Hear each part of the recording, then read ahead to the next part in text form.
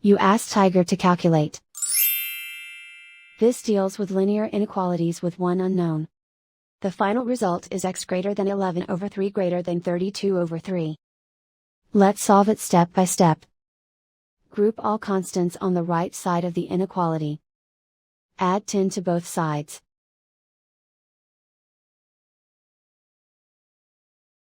Simplify the arithmetic.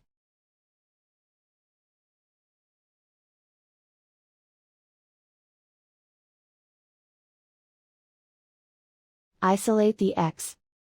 Divide both sides by 3.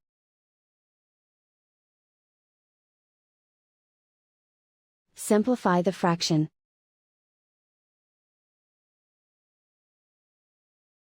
Plot the solution on a coordinate grid. And so the final result is x greater than 11 over 3 greater than 32 over 3.